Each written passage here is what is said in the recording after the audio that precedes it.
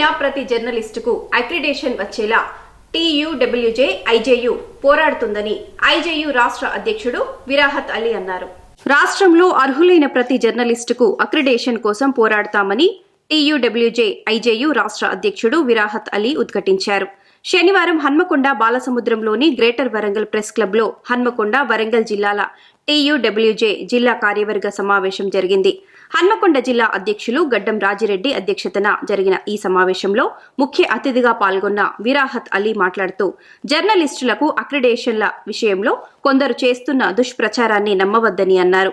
Desk జర్నలిస్టులతో సహా అర్హులైన working జర్నలిస్టులందరికీ accreditation అందే విధంగా TUWJ కృషి చేస్తోందని అన్నారు.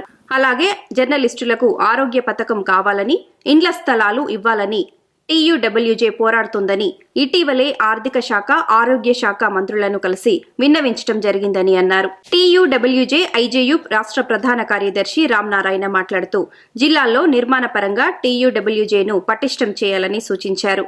హైదరాబాద్ తర్వాత వరంగల్, హన్మకొండ జిల్లా కేంద్రాలు కీలకమైనవి అని, నిరంతరం జర్నలిస్టుల సమస్యలపై పోరాడుతూ సంఘం ప్రతిష్టను పెంచాలని సూచించారు. రాష్ట్రంలో ప్రభుత్వం ఏదైనా జర్నలిస్టులకు ఇండ్ల స్థలాలు, హెల్త్ కార్డులు, అక్రిడేషన్లు అర్హులైన వారందరికీ అందేలా పోరాడాలన్నారు.